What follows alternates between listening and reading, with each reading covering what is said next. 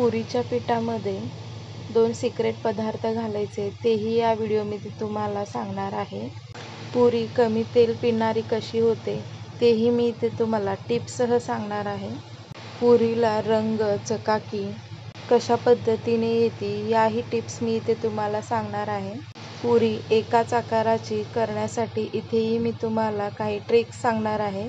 पुरी संपेपर्यंत टंब अशी फुगलेली आणि संपेपर्यंत मऊसूद राहणाऱ्या पुऱ्या इथे आज आपण पुऱ्यांची रेसिपी बघणार आहोत. तर व्हिडिओत दाखवल्याप्रमाणे पुऱ्यांचे क्रॅक बघूनच तुम्हाला इथे पुऱ्या आपल्या किती सॉफ्ट आणि खुसखुशीत झाल्या असतील इथे बघू शकता. तर व्हिडिओ कुठेही स्किप न करता शेवटपर्यंत नक्की बघा. चला तर मग आपण रेसिपीला सुरुवात करूया. नमस्कार, माझं नाव करिश्मा माने. मानेच रेसिपीमध्ये आपल्या सर्वांचं स्वागत आहे. पुरी खमंग, खुसखुशीत, संपेपर्यंत टंब अशी फुगली राहणारी, अजिबात कडक न होता संपेपर्यंत मऊसूद राहणारी पुरी आज आपण खूप साऱ्या टिप्ससह पुरीची रेसिपी बघणार आहोत. 1 वाटी इथे गच्च भरून मी गव्हाचं कणिक घेतलं आहे. गव्हाचं कणिक वाटीमध्ये भरून घेण्या अगोदर मी त्याला चाळणीने चाळून घेतलं आहे. त्यानंतर इथे आपण 2 सिक्रेट पदार्थ घालणार आहोत. यामध्ये पुरीला छान चकाकी आणि खमंग लागण्यासाठी पुरी इथे मी 2 चमचे बेसनचा वापर केला आहे आणि त्यामध्ये आपण 0 नंबरचा रवा, बारीक असा रवा आपण इथे 2 चमचे घालून घेणार आहोत. अर्धा चमचा इथे साखर घालून घ्यायची. साखर घातल्याने पुरीला छान चकाकी आणि रंग छान येतो आणि त्यात थोडंसं चवीनुसार मीठ घालून घ्यायचं आहे. सर्व मिश्रण छान असं मिक्स करून घ्यायचं आहे. इथे मी सर्वात महत्त्वाची टिप्स सांगत आहे तुम्हाला. पोह्या खायच्या चमच्याने मी इथे 2 चमचे तेल गरम करून घेतलं आहे. तेल अगदी कडकडीत गरम करून घेतलं आहे. तर इथे बघू शकता किती कडकडीत गरम तेल आहे. मी इथे कोरडं पीठ थोडंसं तेलावर घालून दाखवते, म्हणजेच तेल आपलं छान फसफसून वर येत आहे. अशा पद्धतीचं कडकडीत मोहन तेलाचं पुऱ्यांच्या पिठामध्ये घालून छान असं मिक्स करून घ्यायचं आहे.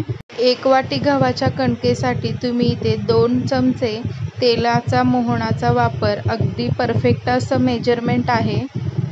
2 चमचा तेलापेक्षा जर तुम्ही जास्त तेल घालचाल तर आपल्या पुऱ्या तळताना तेल जास्त पिलं जातं पुऱ्यांनी, म्हणून तेल आणि साखर घालताना अगदी परफेक्ट असंच घालून घ्यायचं आहे.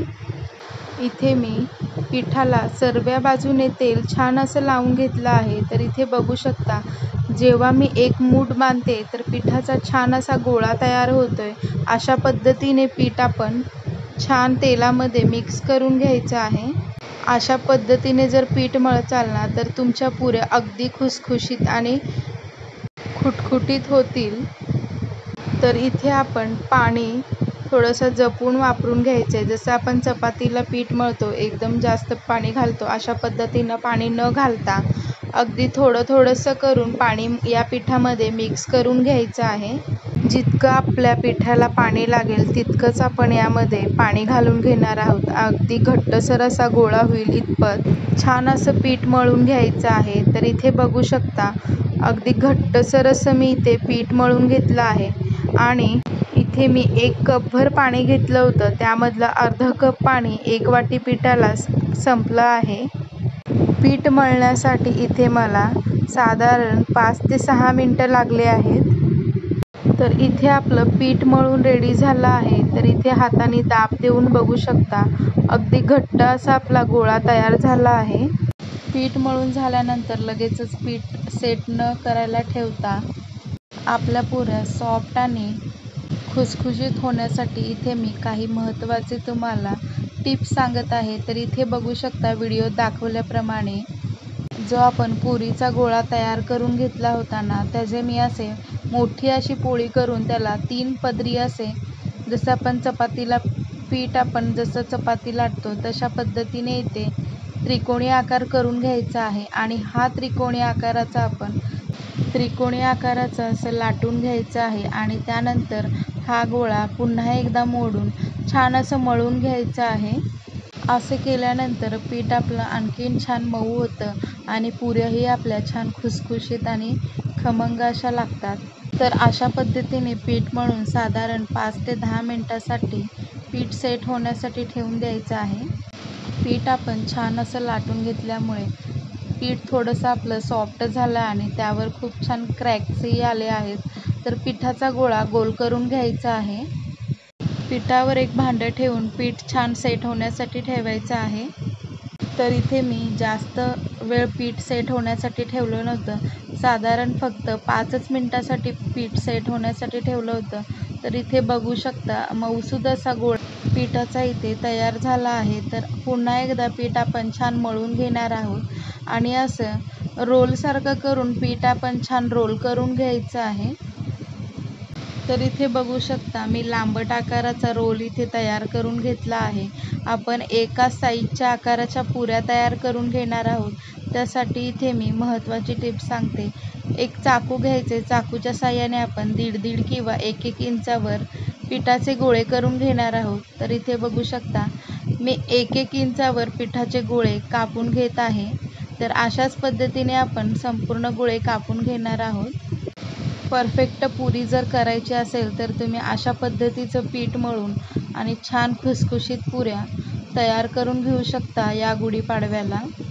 तर पिठाला छान असं गोल करून घ्यायचं आहे आणि ज्या आतले क्रॅकची बाजू आहे ती आतमध्ये करून घ्यायची आहे. तर इथे बघू शकता पेढ्याच्या आकाराप्रमाणे इथे आपले पुरीचे गोळे आपण अशाच पद्धतीने सर्व गोळे तयार करून घेणार आहोत.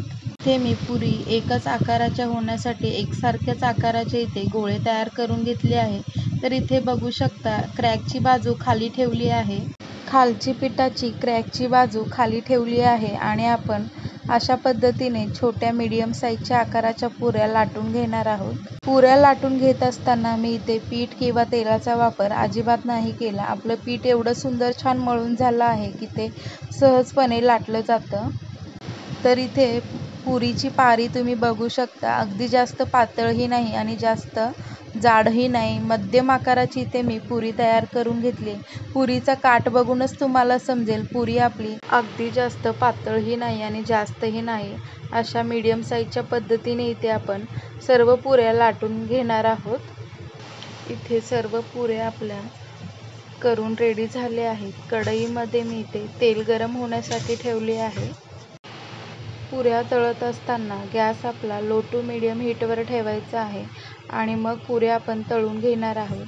तर इथे बघू शकता तेलामध्ये पुरी सोडल्यानंतरच पुरी छान वर आली आहे. जर पुरी वर येत नसेल तर तुम्ही अशा पद्धतीने दाबून किंवा वरून तेलही घालू शकता. तर इथे बघू शकता आपली पुरी छान टंब अशी फुगत आली आहे. पुरी खालची बाजू तळत असताना 3 मिनिटं लागली आहेत. 3 मिनिटात खालची बाजू छान अशी तळून झाली आहे. तर दुसरी बाजू आपण तळून घेणार आहोत. तर आणखीन एक पुरी मी तुम्हाला सोडून दाखवते. तर इथे बघू शकता पुरी आपली तेलामध्ये सोडल्या सोडल्या छान अशी टंब फुगलेली दिसत आहे. पुरी तेल जास्त पिऊ नये म्हणून इथे खूप महत्त्वाची आणि लास्ट टिप सांगत आहे. खालची बाजू नीट शेकल्याशिवाय वरची बाजू आपण पलटवून घेणार नाही. जर आपण आलटपालट करून पुऱ्या दोन्ही बाजूने सतत शेकल्यानंतर पुऱ्या जास्त तेल पितात. तर इथं बघू शकता व्हिडिओत दाखवल्याप्रमाणे मी एकदाच पुरी शेकल्यानंतर पलटवली आहे आणि दोन्ही बाजूने शेकल्यानंतर लगेचच पुऱ्या मी काढून घेतल्या आहेत. तर इथे बघू शकता पुऱ्या जास्तीचं तेल पिऊ नये म्हणून ही सर्वात महत्त्वाची आणि मोठी टिप्स आहे. तर इथे बघू शकता आपण सर्व पुऱ्या अशाच पद्धतीने तळून घेणार आहोत.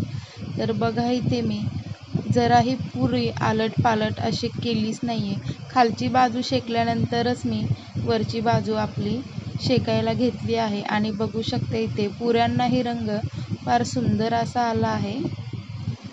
इथे मी तुम्हाला पुऱ्यांचं पीठ मळण्यापासून ते तेलामध्ये पुरी टंब फुगण्यापासून ते पुऱ्या इथे जास्तीचं तेल पिऊ नये म्हणून मी इथे खूप अशा महत्त्वाच्या टिप्स सांगितल्या आहे. तर इथे बघू शकता आपण एकूण एक पुऱ्या आपल्या छान अशा फुगल्या आहेत. एका वाटीपासून इथे 10 पुऱ्या तयार झाल्या आहेत. जर तुमच्याकडे या गुढीपाडव्याला जास्तीचे जर पाहुणे आले असतील तर एका वाटीच्या प्रमाणे अशा पद्धतीने जर तुम्ही पुऱ्या पुऱ्या करचाल ना तर पावणे 6 ते 7 पुऱ्या खाल्ल्याशिवाय तर राहणार नाही. एवढ्या त्या पुऱ्या छान सॉफ्ट आणि खुसखुशीत खमंग अशा होतात. तर इथे मी 1 वाटीच्या प्रमाणे जे मेजरमेंट वापरलं आहे तशाच पद्धतीने तुम्ही हव्या तेवढ्या वाटीच्या प्रमाणावर मऊसूद आणि टंब अशा फुगणाऱ्या पुऱ्या करून घेऊ शकता. तर इथे बघू शकता मी पुरी तोडूनही दाखवते तुम्हाला. तर पुरी अगदी जाड अशी दिसत नाही, हलकीशी पातळ अशी मीडियम आकाराची इथे पुरी झाली आहे. पुऱ्यांवर पापुत्रे किती सुटले आहेत तर इथे तुम्ही बघू शकता. पुऱ्यांवरचे पापुत्रे बघूनच पुरी आपली इतकी सॉफ्ट आणि नरम झाली आहे. ही दिवसभर तुम्ही अशीच पुरी ठेवलात तरीही पुरी आपली दिवसभर सॉफ्ट आणि टंब फुगलेली अशीच राहते. तर या गुढीपाडव्याला अशा भरपूर साऱ्या टिप्ससह तुम्ही अशा पद्धतीची पुरी घरी नक्की ट्राय करा. बेसनचं पीठ आणि रवा वापरल्यामुळे आपल्या पुऱ्या छान खुसखुशीत आणि पुऱ्यांना छान चकाकीही आली आहे. साखर घातल्यामुळे त्यांना छान रंगही आला आहे. जर तुम्हाला पुऱ्यांचा व्हिडिओ आवडला असेल तर व्हिडिओला लाईक, शेअर आणि चॅनेलला नक्की सबस्क्राईब करा. भरपूर साऱ्या इथे टिप्ससह सांगितल्यामुळे व्हिडिओ जर आवडला असेल तर व्हिडिओला कमेंटही नक्की करा.